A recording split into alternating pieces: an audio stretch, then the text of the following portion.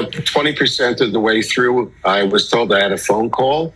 I believe it was from the foreign ministry, and the gentleman said, we have laws in Saudi Arabia that we don't allow in public the display of any religious symbols of any other faith. So what you do in private is certainly your business, but we're asking you to remove your kippah. Shalom, my friends. Welcome to another video with Yehudi Yisrael. In this video, we're going to explore, so this individual is the co-founder of the Simon Wiesenthal Foundation. I happen to have a familial relation to him that I recently discovered. And when I was looking up information on him, his name is Rabbi Abraham Cooper, I realized that he experienced the situation that I have been talking about since the beginning of the conflict in Israel versus Palestine, right? Since, October 7th and all the horrible things that have been happening. And I was making the argument concerning, and I made a whole video about it. It's called Rashida Tlaib Wishes You a Happy Hanukkah. And I go into detail about how the hypocrisy of the world focusing on Israel, calling it an apartheid state, and how, Jews are apparently guilty of, in Israel are guilty of treating the Palestinians as second-class citizens. And I would make parallels to other countries in the Middle East, such as Saudi Arabia. But I didn't realize how bad it was. So I wanted to explore this video and sort of give you guys a snapshot of what actually is happening in real time in Saudi Arabia today. This was a month ago. Today is May 10th, 2024. So just to give the context of what that is. Say the least, in Saudi Arabia, in which an American rabbi was asked to remove his yarmulke when entering a heritage site near Riyadh earlier in the week. Now, the U.S. delegation there cutting short its trip after Rabbi Abraham Cooper, the chair of the U.S. Commission on International Religious Freedom, was asked to take off his religious head covering. The incident coming amidst tension between Saudi Arabia and Israel over the war in Gaza and efforts by Washington to promote normalization of ties between Riyadh and Jerusalem after the war. So, for a first-hand account of what happened in Saudi Arabia, it's a pleasure to welcome Rabbi Abraham Cooper, joining us now from Los Angeles. Thank you, Rabbi, for speaking to us. Appreciate your time. Asking any person to remove their religious head covering is highly unusual, but asking a rabbi who is part of this visiting delegation on religious freedom raises so many questions. So, talk us through why you were in Riyadh and exactly what happened at that UNESCO World Heritage Site. So an argument that is frequently made in defense of Israel is saying that there are Jews, Christians, and Muslims who live as Israeli citizens in the land of Israel and practice their own individual religious, whatever they believe in, right? They wear the things that they wear. They go the places, to the places that they go. For example, Al-Aqsa Mosque in Jerusalem, right? Literally right on top of where the Holy Temple used to stand, right? That pre-existed Islam by over 1,000 years, yet somehow we're the occupiers, right? So just looking at it from that perspective, right, we can demonstrate that on those grounds, Israel, if you're going to consider Israel to be an apartheid state, then Saudi Arabia would be considered apartheid on steroids based off of the fact that this rabbi could not even wear a yarmulke in public. Anyway, let's hear his first-hand account. Sure. My regular job for the last 46 years, one of the co-founders of the Simon Wiesenthal Center, and I deal with issues of the day. But for this last 2 years, I'm also been one of the 9 commissioners of the United States Commission on International Religious Freedom. That's mandated by the U.S. Congress. We look at 28 different countries around the world, the issue of human rights, but through the lens of religious freedom. And obviously it includes China and Russia and Iran and Cuba, et cetera, et cetera. And it also includes Saudi Arabia. And the commission is in regular contact with the Saudi embassy. The reason why these countries care is that the annual report that we put out also deals with whether or not specific countries should be under sanction because of religious freedom. So these are serious issues. In this past year, I've been honored to actually be the chair of this commission. I went together with my vice chair, who is African-American pastor, and together with our executive director and 2 additional staff. On the first full day we were there, we were taken to this really lovely area in Riyadh, which shows the history. It in some ways reminds you just a little bit of the old city of Jerusalem. Right. It tells the history of Riyadh, and it is a UNESCO site. And about 20% of the way through, I was told I had a phone call. I believe it was from the foreign ministry, and the gentleman said, we have laws in Saudi Arabia that we don't allow in public the display of any religious symbols of any other faith. So what you do in private is certainly your business, but we're asking you to remove your kippah.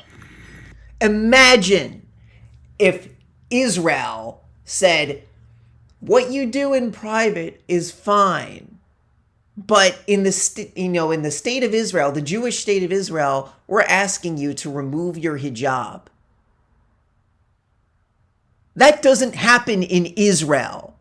That is not a common law.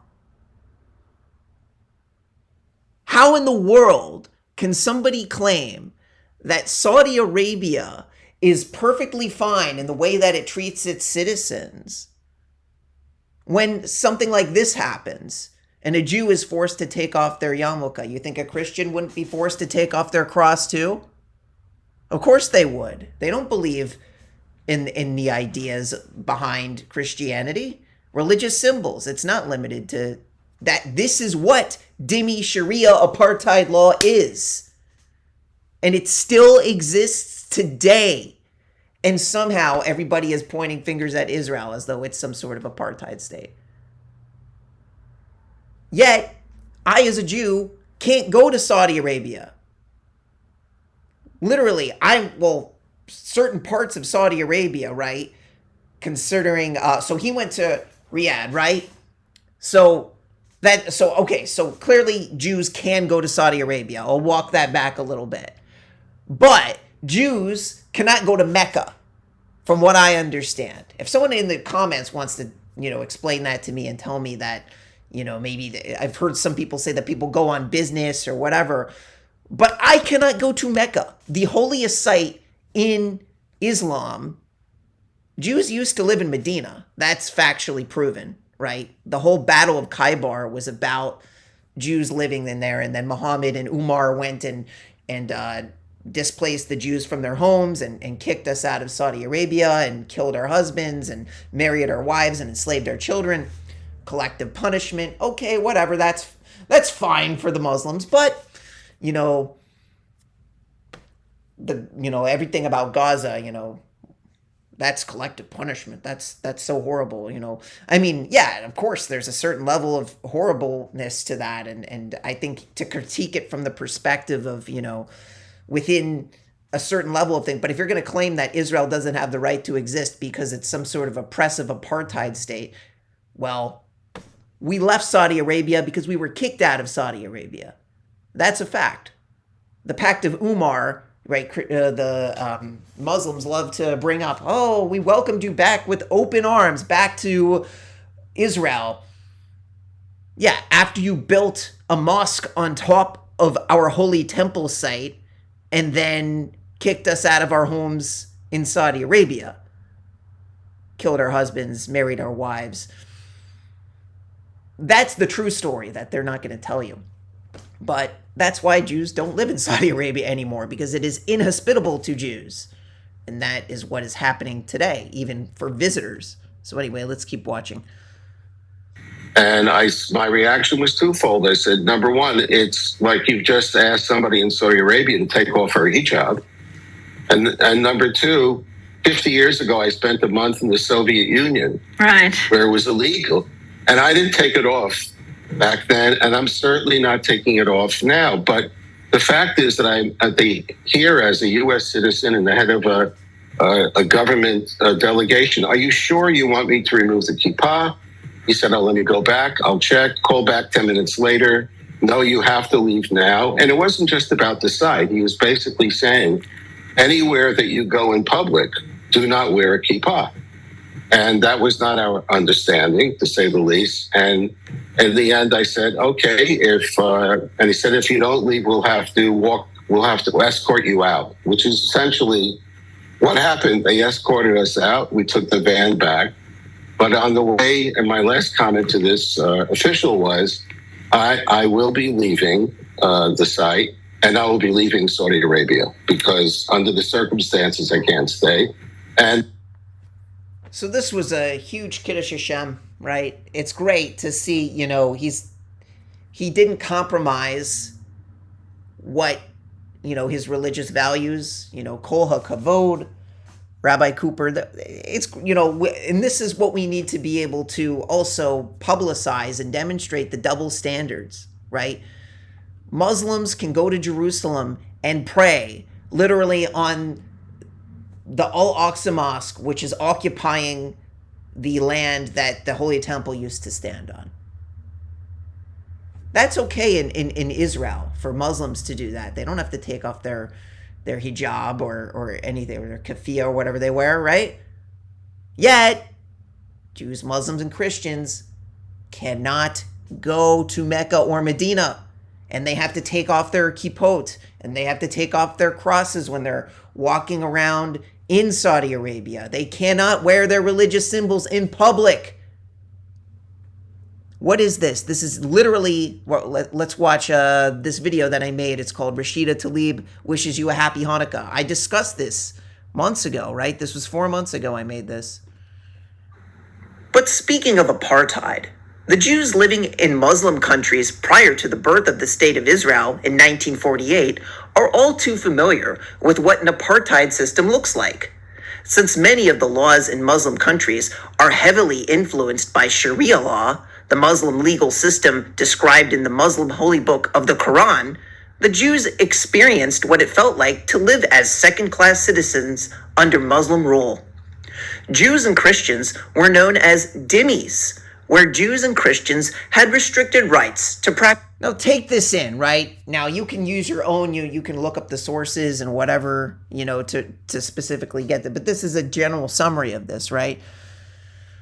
Literally, it says, from very early times, Muslim rulers would often humiliate and punish dhimmis, usually Christians or Jews, that refused to convert to Islam. It was a policy that dhimmis should feel inferior and know their place, right? So that's the Sagiyun, or, what it says in that infamous verse that says they will submit to the jizya or be subdued, right? You all know that, the 929, whatever that is. It says, although dhimmis were allowed to perform their religious rituals, they were obligated to do so in a manner not conspicuous to Muslims. That is exactly what is happening here. This is dhimmi Sharia apartheid law against Jews. They have to take off their yarmulke in public.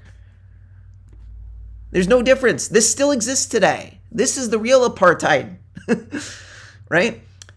Loud prayers were forbidden, as were the ringing of church bells and blowing the shofar. You can't blow the shofar in public.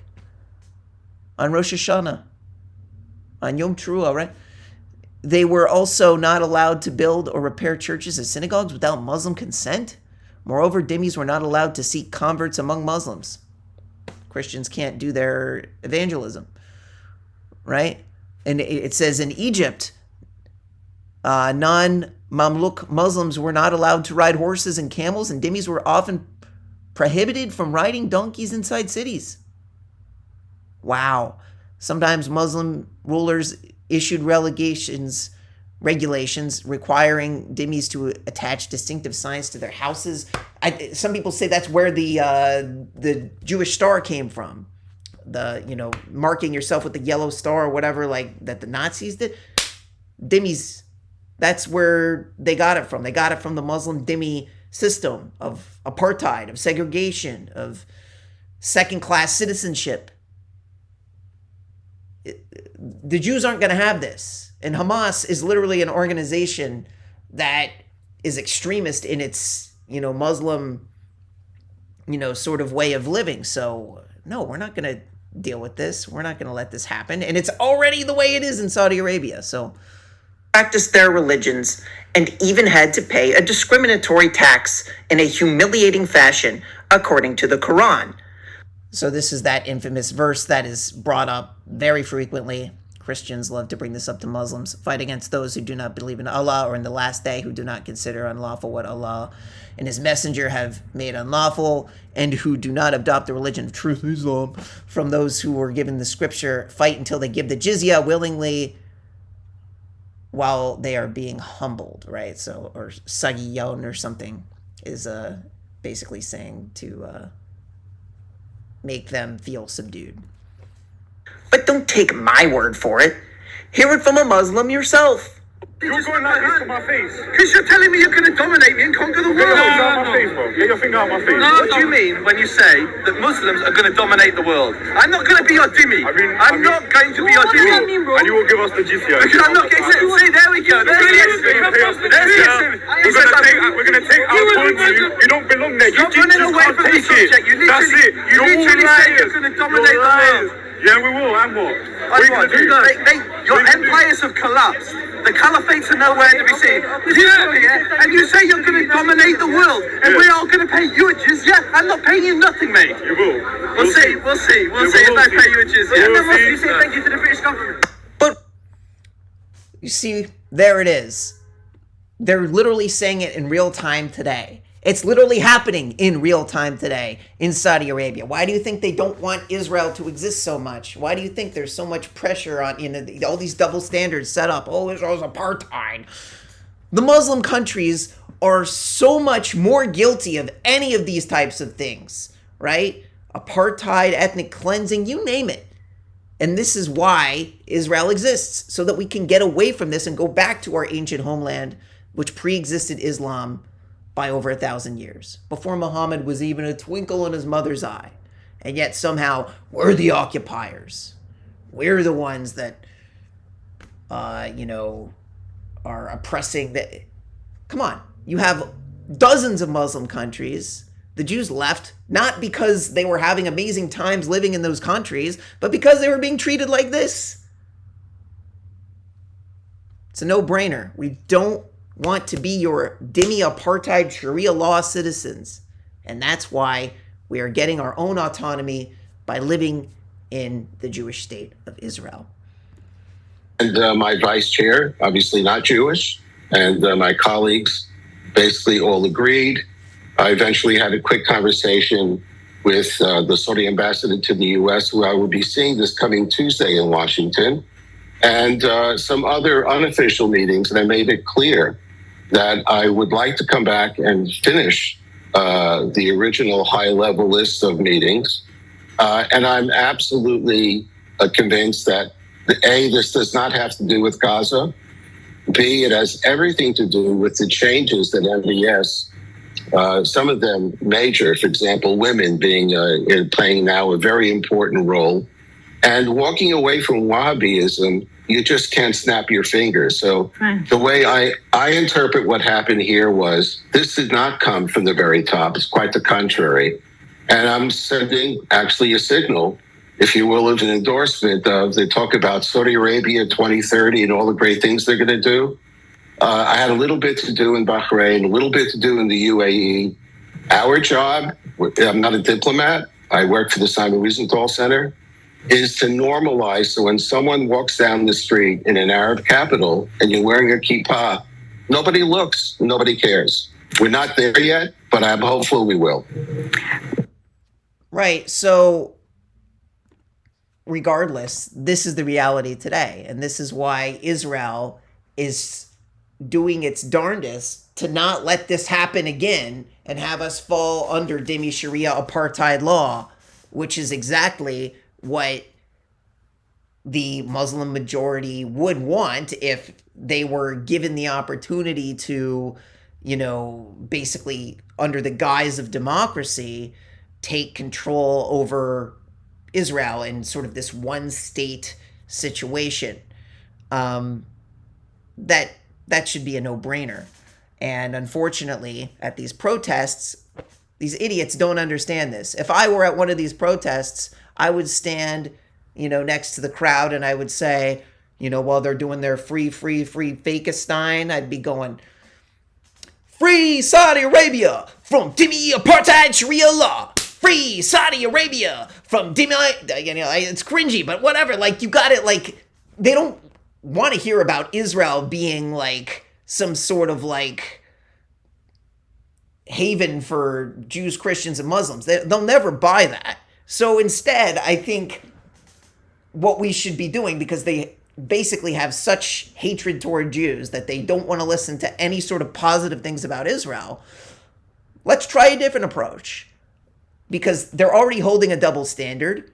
Let's try and highlight the fact that Muslim countries treat Jews and Christians and anyone who's not Muslim like a second-class apartheid citizen. So that's why I'm making this video. Unfortunately, you have piece of crap idiots like this individual who literally say horrible things and want Jews to die under the guise of Zionism. Country. Zionists don't deserve to live. Kamani James is one of the student organizers of Columbia's encampment and has been negotiating with school leaders. But a resurfaced live stream they posted earlier this year shows James using disturbing language. Be grateful that I'm not just going out and murdering Zionists. James apologized and tried to distance himself from the video. The New York... Insane. Right? This is how they really feel. You think he's apologizing because he actually feels like this is what they feel? They literally, the Muslim Palestinian cause, whatever, has brainwashed America so much, America's youth, to the degree where they're literally comparing, they're using, haha, I said Zionist, it's not, imagine if I went up to a Trinitarian and I said, a Christian, right? And I said, I'm not anti-Trinity, I said, I'm not anti-Christian, I'm just anti-Trinity, right? The majority of Christians are Trinitarian. So if I go around saying that I'm not don't think that it's just a ridiculous way for somebody to say something. It's sort of like when somebody uses the term anti-Semitic, and then they say, well, I'm actually a Semite, so I can't be anti-Semitic. You're anti-Jew. It's the same thing as saying, well, I'm anti-Zionist, I'm not anti-Jewish. Yeah, you are. Because you're literally saying that the philosophy of Jews living in Jerusalem as their holy site, right? You don't even want that to be the capital of Israel, yet you're okay with Muslims having a monopoly over Saudi Arabia, even though Jews used to live in Saudi Arabia prior to Islam, and you're okay with it being a completely, Muslim country where Jews, Muslims, and Christians aren't allowed to have any, at least the Jews and the Muslims do not have autonomy in how they pray and express themselves religiously. But in Israel they can, but somehow Israel's apartheid. Anyway, let's watch a little bit more clip from this video. But Rashida Tlaib knows that Israel is the real king of apartheid and that the Jews and Christians actually lived peacefully under Muslim rule prior to 1948, the worst year ever in existence for everyone ever. Nothing prior to that could possibly compare, certainly not the Holocaust. We Jews and Christians are quite nostalgic for the good old days of living under Sharia law in Muslim countries as second-class citizens under the Dhimmi system. Now that's how you do apartheid humanely. Just take it from this Muslim doctor who flat out told Piers Morgan that he wants Sharia law in Palestine as well as Great Britain. I agree. You can play the tape back if you like. I agree with the fact that the Muslim world should have the Islamic system. Yeah, I didn't say I agree with it. I don't use words. You want full Sharia law for this country? For this country. I'm working for, our group works for Islam, the restoration of Islam in the Muslim world. But here? We work to uphold Islamic values in our personal life and in the Muslim community. Do you want Sharia law here or not? I would love, you know what? You love it? No, I tell you what. In this last 2 months, one of the strangest things has been where people here have been looking at the people in Gaza, and they've been going and looking and reading the Quran, and they've been looking at it. And I'd invite you and your audience to do that. Just to clarify, I would do that. And you would like Sharia law here, and they are not convinced by these neocon. Would you like Sharia law here? And caricatures of Islam. He won't answer because, and literally this goes on for like 10 minutes. We'll just listen for a little bit. Actually, I don't think people. All I've done is ask you straightforward questions. Yeah. Not 10 minutes, like 5 minutes. Basically, he never claims that he does, but he keeps saying, well, actually, he does in the end. He actually does say, he says that he does want Sharia law for the country of Britain, but he keeps going on, and you can watch the video just to get the full thing. But you see, he keeps dodging the question. He keeps going, I would love for you to want Sharia law in this country. It's like, okay, why do you keep dodging the question? And you can see this is the way that they have been trained, right? To present it in this way that's like a positive thing, that is, it's such a lovely thing. And then let me fast forward to the end when he finally admits it. This country. Last time I'm going to ask. If Sharia law, yes or no? If Sharia law means upholding family values, means looking after the poor, Means no gays. No. You heard it straight from a Muslim doctor who supports the October 7th Hamas attack against Israeli civilians. Because that was sort of the gist of it. So you can, look, if you want to continue, let's say you're somebody who is, pro-Hamas, or, you're anti-Israel or whatever, this is what you're supporting. This is literally what you are supporting. You are supporting apartheid against Jews. You are supporting a group of people who do not want Jews to have autonomy anywhere, right? People who claim that Jews should go back to Europe, back to a place where Jews were oppressed, right? To a degree where they were literally exterminated. And that's the doublespeak that you'll hear the Muslims, the pro-Palestinians will say, like, oh, you were treated so bad in Europe. You were treated so well in Muslim lands. I mean, we weren't. But, okay, so let's watch the next part of the video because I actually go into detail about that. Because 1948 will forever justify everything Hamas does to the Jews. So it must be true, right, Rashida? No objections from Jews here. I guess you have never heard about the Farhud, the 1941 pogrom against Jews in Iraq, in which hundreds of Jews were killed. I guess you have never heard the story about Sol Joel, a Moroccan Jewish girl, only 17 years old, who was killed for refusing to convert to Islam. I guess you have never heard about the anti-Jewish riots in Aden, Yemen. I could go on, but I'm sure you get the picture. You probably know nothing or next to nothing about this topic, the ethnic cleansing of Jews within Muslim countries. There is this false narrative that, unlike in Europe, Jews enjoyed the same rights as Muslims in Muslim countries, and that until the rise of Zionism, Jews were able to lead peaceful, happy lives in Muslim countries. That is a lie. I mean, it was better for Jews in Muslim countries than in occupied Poland in 1943, but that isn't exactly setting the bar high. The Jews were never seen as equal to Muslims in Muslim countries, not before colonial times and not after, not before the rise of Zionism and not after, not before the State of Israel was established, and definitely not after. So yeah, he said it perfectly. Like a lot of people say, well, it's because of Zionism. That's why the Muslim world hates Jews. Okay, so collective punishment, you justify that? Okay, so then don't complain to me about Gaza, right? When you have literally a bunch of people who say they're going to do October 7th again and again until the entire state of Israel is destroyed, which Ghazi Hamad, I've done videos on this. You can watch my other videos on this topic. We've done this ad nauseum. The point of this video is just to show that Sharia apartheid dhimmi law against Jews and Christians exists. It is in this world today. That is what the Muslim world wants. And they want it for Israel. And that is why they want Israel to be destroyed. And not because they want peace, not because they want equality. They want to dominate Jews. They do not want Jews to have autonomy religiously. That's why in this video, this rabbi literally experienced it firsthand. So what do you stand for? If you truly stand against apartheid, you truly stand against ethnic cleansing, you will allow Jews to have autonomy in our own holy land, which pre-existed Islam by over 1,000 years, and you will accept the existence of Israel and the autonomy of the Jewish people.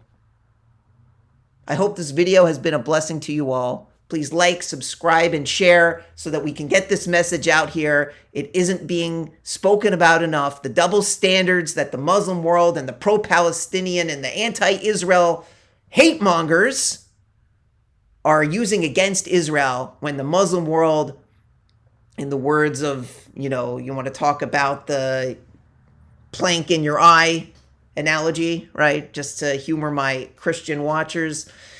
Yeah, you get it. Anyway, I hope this video has been a blessing to you all. Shalom Aleichem.